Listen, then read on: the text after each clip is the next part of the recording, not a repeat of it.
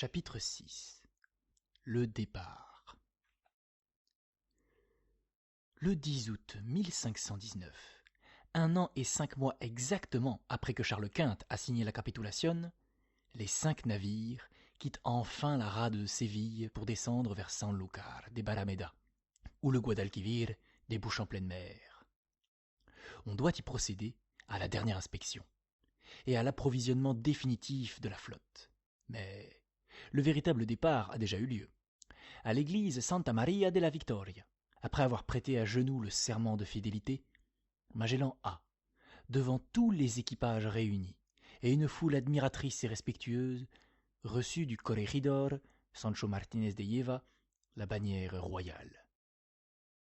Sans doute se rappelle-t-il à cette heure que lors de son premier départ pour les Indes, il s'est également agenouillé dans une cathédrale et a prêté le serment de fidélité. C'était, il est vrai, devant un autre drapeau, le drapeau portugais, et un autre roi, Manoel de Portugal. Avec le même respect que le jeune Magellan regardait alors l'amiral Almeida déroulant la bannière de soie et s'élevant au-dessus de la foule agenouillée, les 265 hommes de l'armada lèvent aujourd'hui les yeux sur lui, leur chef et le maître de leur destinée. Dans le port de Sanlúcar, en face du château du duc de Medina Sidonia, Magellan procède à la dernière inspection. Avec le soin et l'amour d'un artiste examinant et éprouvant son instrument quelques minutes avant le récital, il passe encore une fois la revue de sa flotte avant de prendre la mer. Certes, il connaît ces 5 navires comme sa poche. Quel n'avait pas été son effroi lorsqu'il les avait vus pour la première fois, ces bâtiments achetés en toute hâte, vieux, lamentables et usés par les voyages. Mais depuis ce jour, on a fait du bon travail. Chacun des vieux galions a été transformé de fond en comble. Les côtes vermoulues remplacées par des neuves. De la quille à la pointe des mâts, on les a goudronnés, essirés, calfatés et astiqués. Lui-même, il a inspecté chaque planche, vérifié si elle était en bon état, examiné méticuleusement chaque cordage, chaque vis, chaque écrou. Les voiles, qui arborent la croix de Saint-Jacques, protecteur de l'Espagne, sont de toile solide. Les hunes ont été refaites. Tout est propre et en place. Maintenant, personne n'oserait plus railler ces navires entièrement rajeunis.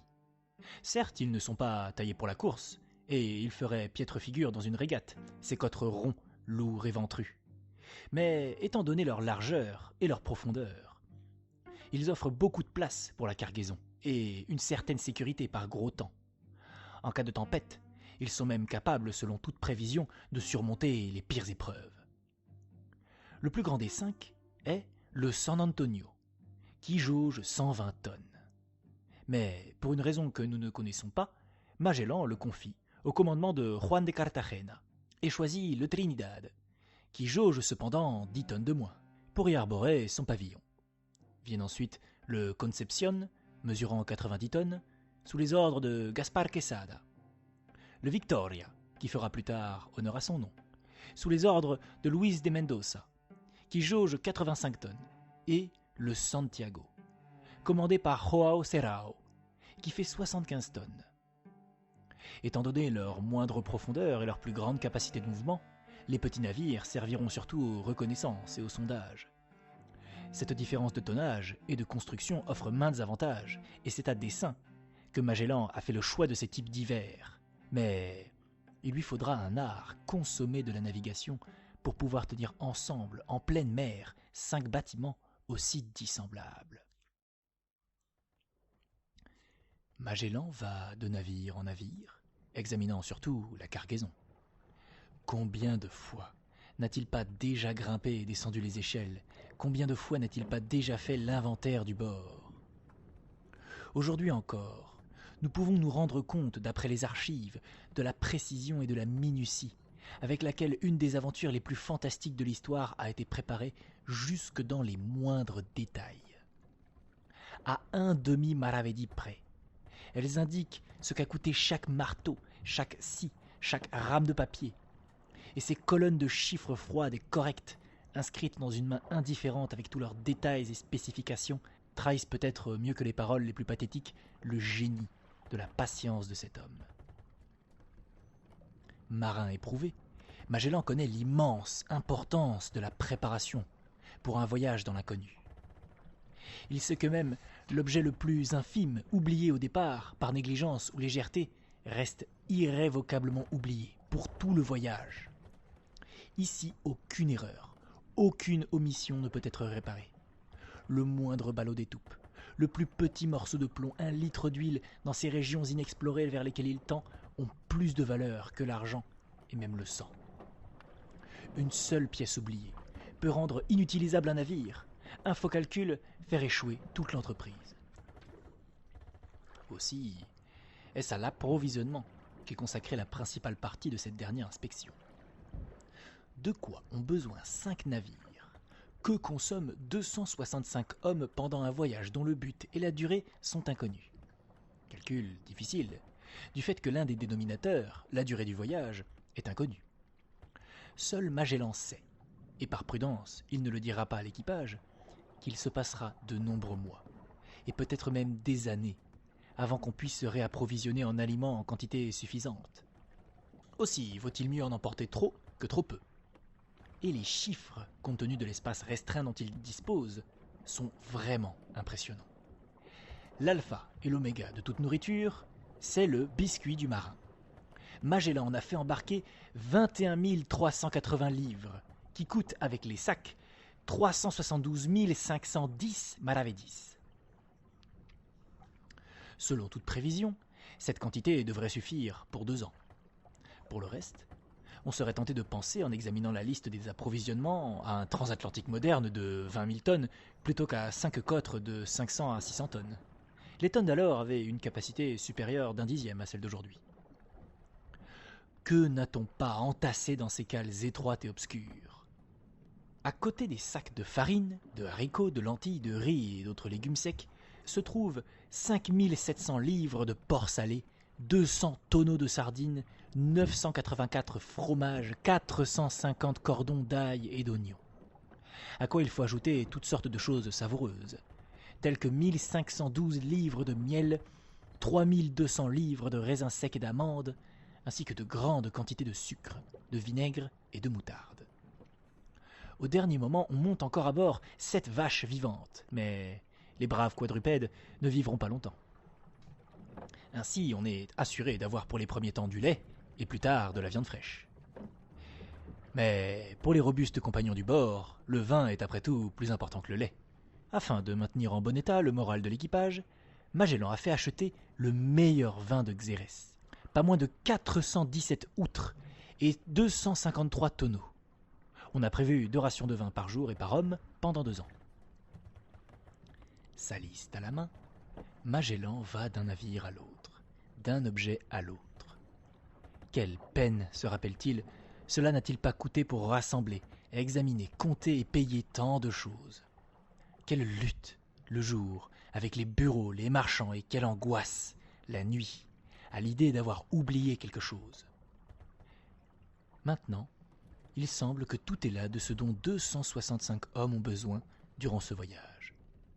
Pour eux, on a fait le nécessaire. Mais les navires sont eux aussi des êtres vivants, qui, à chaque voyage par-delà les mers, usent une partie de leur force de résistance. La tempête déchire les voiles, tord et rompt les cordages, l'eau de mer ronge le bois et rouille le fer, le soleil brûle les peintures, l'obscurité nécessite une grande consommation d'huile et de chandelles. C'est pourquoi chaque pièce doit exister en double et triple exemplaire. Les ancres et les cordages, le bois, le fer et le plomb, les troncs d'arbres pour remplacer les mâts, la toile pour les voiles. Les navires n'emportent pas moins de 40 charretées de bois, afin de pouvoir réparer immédiatement le moindre dégât, remplacer chaque planche, chaque côte, sans compter les tonneaux de goudron et de pois, de la cire et de l'étoupe en quantité pour boucher les fissures. Bien entendu, on n'a pas oublié tout l'arsenal nécessaire de tenailles, de scies, de forêts, de vis, de marteaux, de clous, de pelles et de pioches. Des milliers de hameçons, des dizaines de harpons et une réserve abondante de filets de pêche permettront de prendre en route le poisson, qui constituera, avec le biscuit, la principale nourriture de l'équipage. Pour l'éclairage, on a emporté 89 petites lanternes et 400 livres de chandelles, sans compter des cierges pour la messe. De même, tout ce qui est nécessaire à la navigation est là, compas et aiguilles, sablier, Astrolabes, cadrans et planisphères, tous instruments irremplaçables en cours de route. Et, pour les comptables, 15 grands livres. Car, où, en dehors de la Chine, se procurer une seule feuille de papier durant tout ce voyage? On a prévu également tous les incidents désagréables. Il y a à bord des caisses de produits pharmaceutiques, des instruments de chirurgie, aussi des chaînes et menottes, pour les insubordonnés. Enfin, pour l'amusement de l'équipage, on a embarqué 5 tambours et 20 tambourins avec quelques violons, flûtes et fifres. Ce n'est là d'ailleurs qu'une partie de l'inventaire de la flotte de Magellan. Quelques-uns des 1000 objets dont l'équipage et les navires ont besoin pendant un pareil voyage. Mais ce n'est pas pour le plaisir qu'on envoie ainsi dans l'inconnu une flotte et son équipement d'une valeur totale de 8 millions de maravedis. Ces 5 navires ne doivent pas rapporter uniquement des résultats cosmographiques, mais aussi de l'argent, le plus d'argent possible à ceux qui ont payé les frais de l'entreprise. Aussi fallait-il emporter et choisir habilement des objets à échanger contre les articles de commerce qu'on espérait rapporter. Par ses précédents voyages dans les Indes, Magellan connaît le goût naïf des sauvages. Il sait qu'il y a 2 choses qui font partout de l'effet. Les miroirs, où les indigènes, pour la première fois de leur vie, contemplent avec étonnement leur visage, et ensuite les cloches et clochettes, cet éternel amusement des enfants. On n'emporte donc pas moins de 20 000 de ces derniers objets bruyants. En outre, 900 petits miroirs, et 10 grands, dont la majeure partie, malheureusement, arrivera à briser. 400 douzaines de couteaux made in Germany. La liste indique expressément 400 docenas de cuchillas de Alemania, de los peores. 400 douzaines de couteaux d'Allemagne, les pires. 50 douzaines de ciseaux, puis, naturellement, les inévitables mouchoirs de couleur, calottes rouges, bracelets de cuivre, peignes, fausses pierres et verroteries. On a aussi emporté quelques habits turcs, qui serviront de vêtements de parade pour les grands chefs indigènes, ainsi que des rouleaux de velours et de draps aux couleurs variées. Toute une méchante camelote, aussi dénuée de valeur en Espagne que les épices aux Moluques, mais qui remplit de façon idéale le sens d'une affaire commerciale, où les parties, tout en réclamant pour leurs marchandises 10 fois leur prix, gagnent cependant l'une et l'autre. Ces peignes et ces calottes, ces miroirs et ces jouets, n'ont de valeur certes, qu'au cas où les indigènes se montreront disposés à livrer un échange pacifique, mais on s'est préparé également en vue de l'autre éventualité, celle où il faudra se battre. 58 canons, 16 longues falconettes, 3 mortiers lourds montrent leur gueule menaçante à travers les hublots. Des boulets de fer et de pierre alourdissent la cale ventrue des navires. Sans compter les tonnes entières de plomb pour fondre d'autres projectiles. 1000 lances, 200 piques et 200 boucliers sont entassés prêts à servir à la moindre occasion. En outre, plus de la moitié de l'équipage est muni de casques et de cuirasses. Pour l'amiral, on a fait venir de Bilbao 2 armures complètes, qui l'habillent de fer, des pieds à la tête, et le feront paraître aux yeux des indigènes comme un être surnaturel et invulnérable. Quoique Magellan soit disposé à tout faire pour éviter la lutte, son expédition est aussi bien équipée militairement que celle de Hernando Cortés, qui, au cours de ce même été 1519, avec une poignée d'hommes, conquiert un empire. Une année glorieuse commence pour l'Espagne. À présent, un dernier regard sur les hommes de l'équipage. Ce n'a pas été une mince affaire que de les engager. Il a fallu des semaines et des semaines pour les tirer des ruelles et des tavernes du port. Ils sont venus en haillons, sales, indisciplinés, et ils parlent le volapuc le plus étrange qu'on puisse imaginer. L'un l'espagnol, l'autre l'italien, le troisième le français, les autres le portugais, le grec, le catalan, l'allemand. Il faudra du temps avant que ce mélange confus de toutes les nationalités se fonde en un bon équipage solide, sûr, discipliné. Mais quelques semaines à bord suffiront pour qu'ils les aient bien en main. Quand on a été pendant 7 ans simple matelot et quartier-maître, on sait ce dont les matelots ont besoin, ce qu'on peut leur demander et de quelle manière il faut les traiter. Ce n'est pas les hommes qui lui causent du souci. Mais un malaise le prend lorsqu'il regarde les 4 capitaines espagnols qu'on lui a adjoints en qualité de commandant des autres navires. Involontairement, ses muscles se raidissent, comme ceux d'un lutteur au moment du combat. Avec quelle froideur, quelle hauteur, quel mépris mal dissimulé le dévisage Juan de Cartagena, le contrôleur du roi, à qui l'on a confié à la place de Falero le commandement du San Antonio. Assurément, Juan de Cartagena est un navigateur expérimenté, et son honorabilité personnelle ne fait pas le moindre doute, pas plus d'ailleurs que son ambition.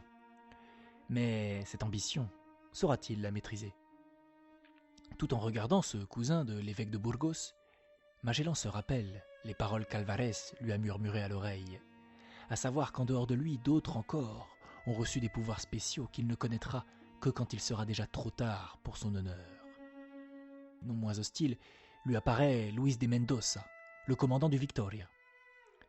Déjà à Séville, il lui a refusé l'obéissance, mais il ne peut s'en défaire car l'empereur l'a nommé tesorero. Que ses officiers lui aient solennellement juré obéissance et fidélité dans la cathédrale de Santa Maria de Victoria, à l'ombre du drapeau déployé, cela ne signifie pas grand-chose. Au fond du cœur, il reste des ennemis. Il faudra qu'il prenne garde.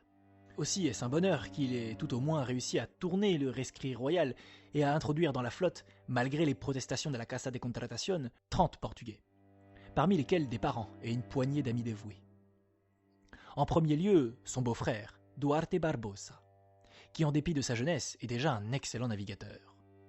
Puis Alvaro de Mesquita, un de ses proches parents, Estavao Gomez, le meilleur pilote du Portugal, João Serrao, parent de Francisco Serrao, et qui a voyagé avec Pizarro et Pedro Darias. Enfin, João Carvalho, qui a séjourné au Brésil de nombreuses années, et qui emmène même avec lui un fils, qu'il a eu de là-bas d'une femme indigène. Grâce à leur connaissance de la langue et des lieux, ces derniers peuvent rendre les plus grands services. En outre, si on réussit à se rendre du Brésil aux îles Malaises, l'esclave de Magellan, Henrique, pourra lui servir d'interprète.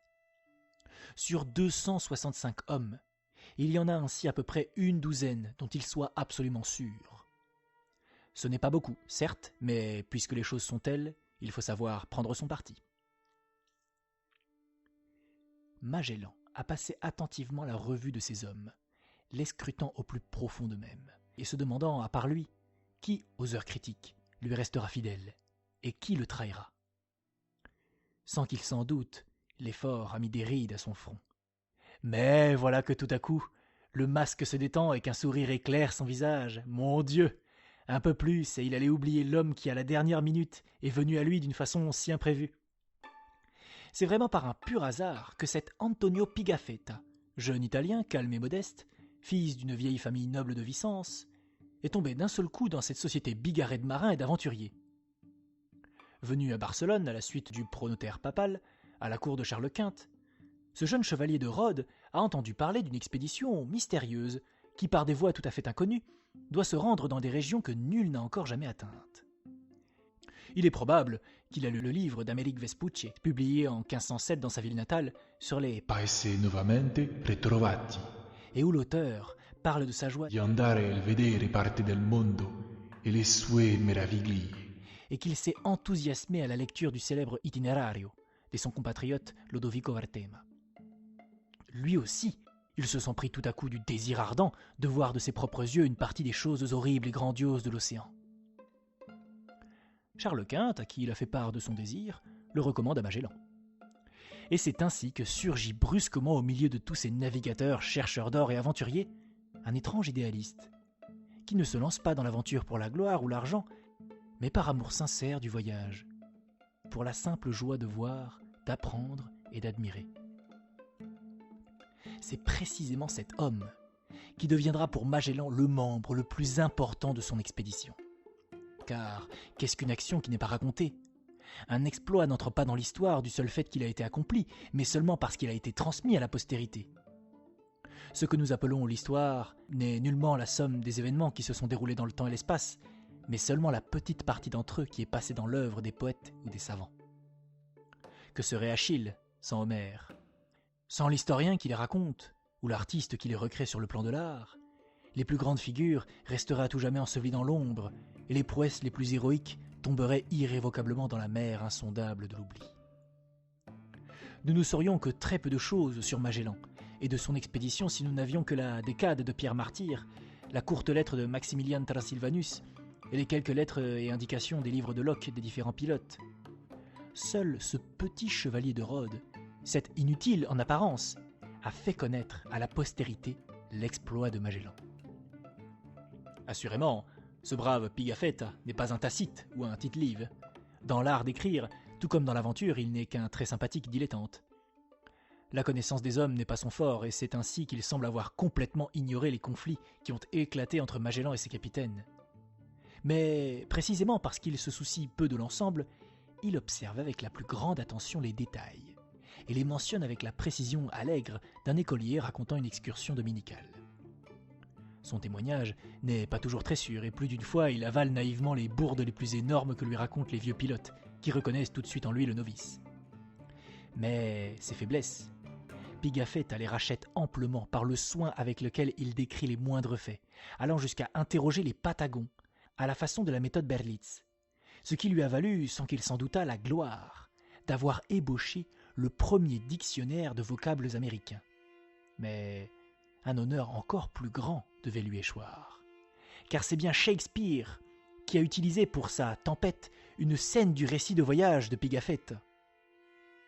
Que peut-il arriver de plus beau à un écrivain médiocre que de voir un génie utiliser pour son œuvre immortelle quelque chose de lui, l'emportant ainsi dans son vol d'aigle vers les sphères éternelles.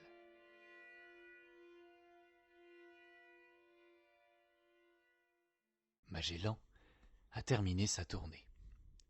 En toute conscience, il peut se dire maintenant que tout ce qui était humainement possible de prévoir et de calculer, il l'a prévu et calculé. Mais un voyage dans l'inconnu comporte aussi des impondérables. Dans une entreprise aussi téméraire, celui qui s'efforce d'étudier avec précision toutes les chances de réussite doit également supposer qu'il est possible qu'il échoue et ne revienne pas. C'est pourquoi, 2 jours avant son départ, il rédige son testament. On ne peut lire celui-ci sans être saisi d'une profonde émotion. L'homme qui exprime ses dernières volontés calcule tout au moins approximativement ce qu'il laisse à ses héritiers. Mais comment Magellan pourrait-il évaluer même de façon approximative les dimensions de sa fortune ? Que sera-t-il dans 1 an ? Un mendiant ou l'un des hommes les plus riches de la terre ? C'est le secret de l'avenir.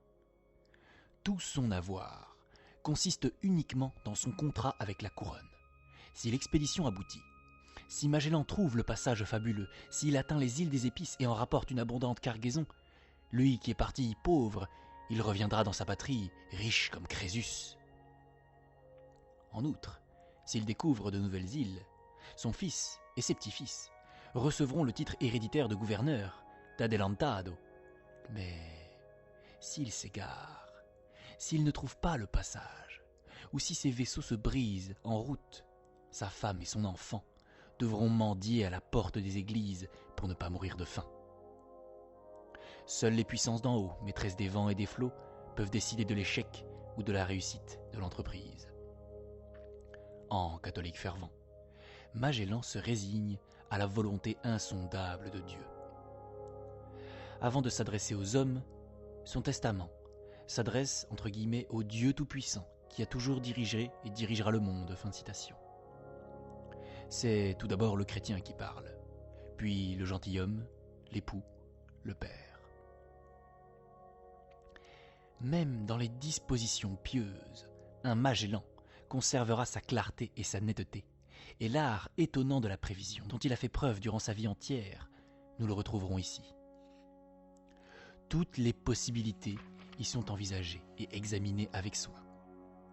Si c'est en Espagne que sa vie présente doit prendre fin et sa vie éternelle commencer, il exprime le vœu qu'on l'enterre de préférence à Séville, dans le cloître de Santa Maria de la Victoria, dans une tombe à part.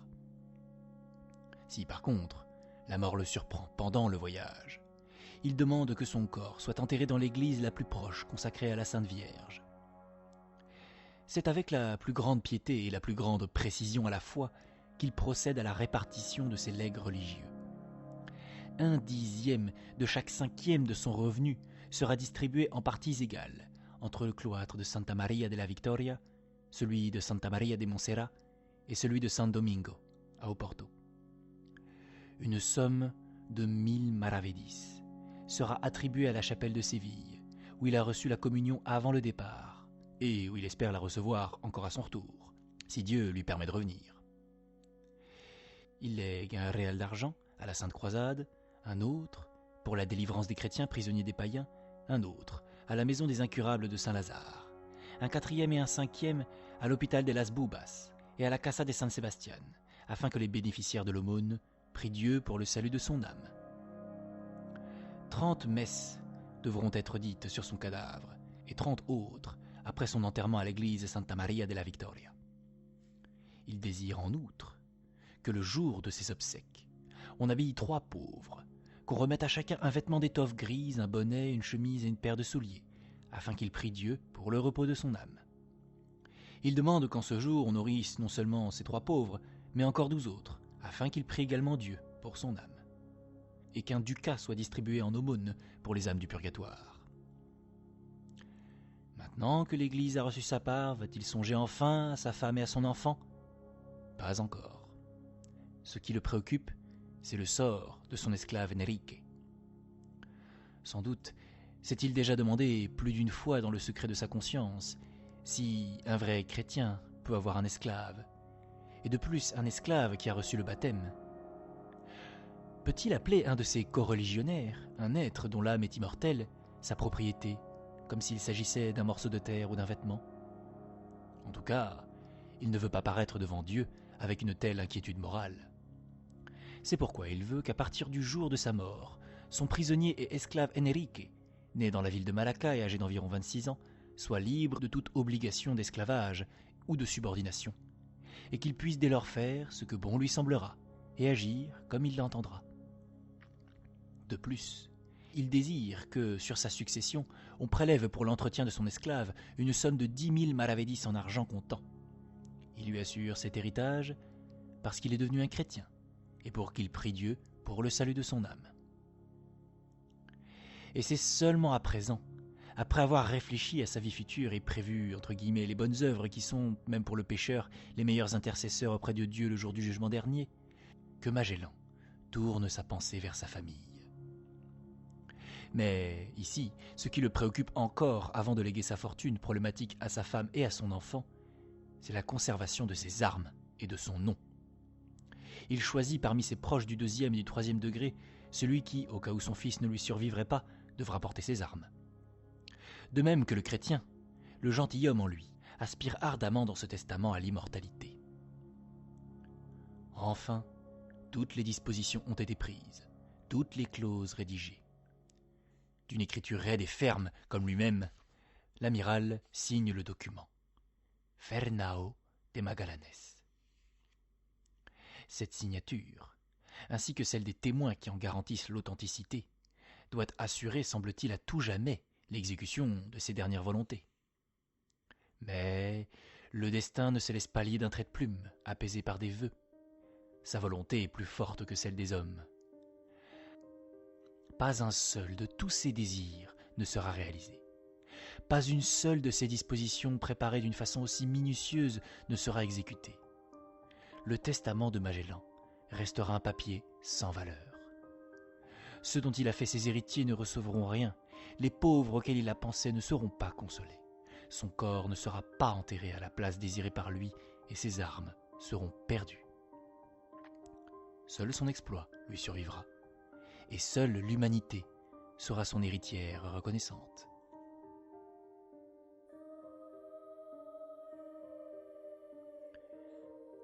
Maintenant qu'il s'est acquitté du dernier devoir qui lui restait à accomplir sur terre, l'heure du départ est venue pour Magellan.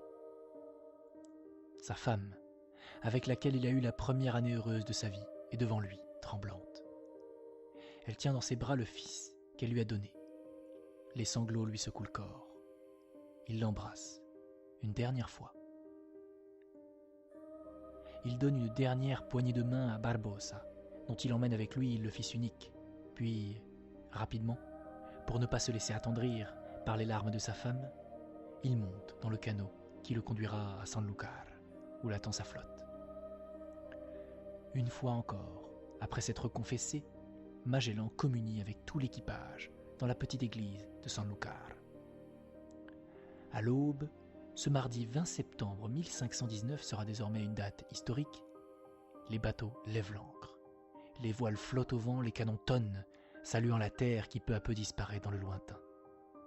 Le plus long voyage de découverte, l'aventure la plus hardie de l'histoire, a commencé.